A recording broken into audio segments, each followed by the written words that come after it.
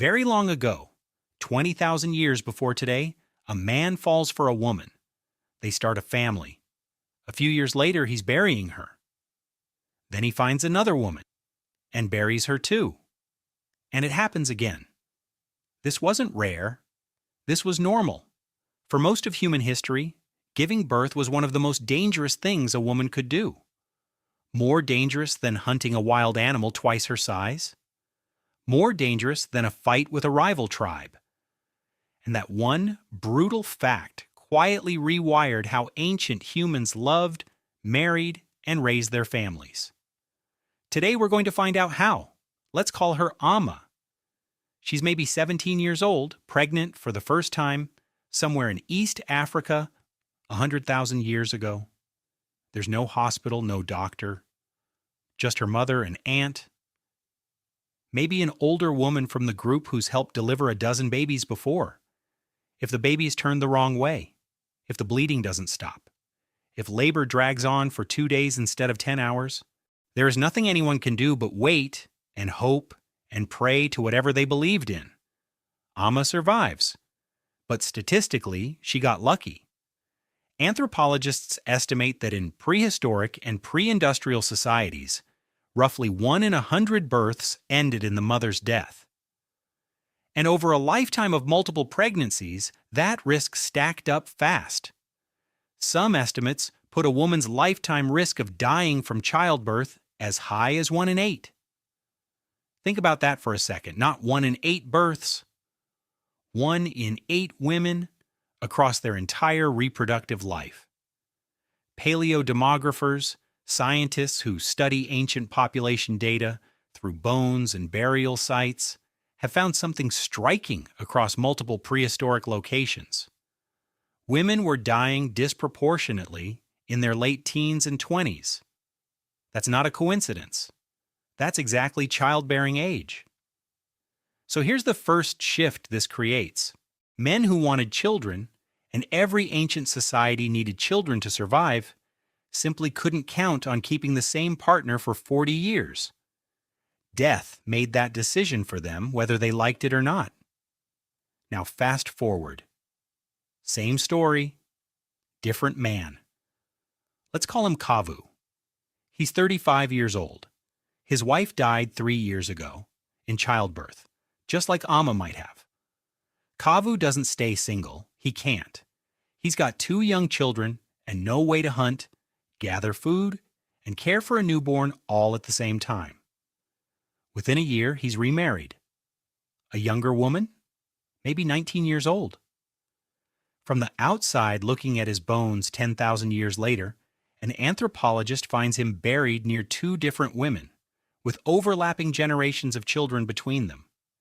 It looks exactly like polygamy, 1 man, multiple wives. But it isn't. It's tragedy, wearing the costume of polygamy. Researchers actually have a name for this pattern. They call it serial monogamy. 1 partner at a time, just a lot of at a times. And here's the wild part. Genetically, it can leave almost the same fingerprint in the historical record as actual polygamy would, which means a huge chunk of what looks like ancient harems in the genetic data might really just be grief, repeated over and over again.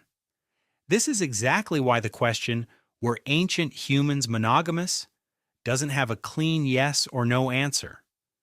The shape of their relationships was often decided by death, not desire. Now let's flip the story completely. Not every man was Kavu, scraping by, 1 funeral away from disaster. Some men had something rarer. Status. Maybe he was the best hunter in the group. Maybe he made the sharpest tools, or later on, maybe he owned land and animals. A man like that could do something most men simply couldn't. He could support 2 wives at the same time, not just one after another. If 1 wife died, he wasn't ruined because he already had a household running. And if a young widow in the group suddenly needed protection and food, he could take her in as a second wife instead of watching her and her children starve.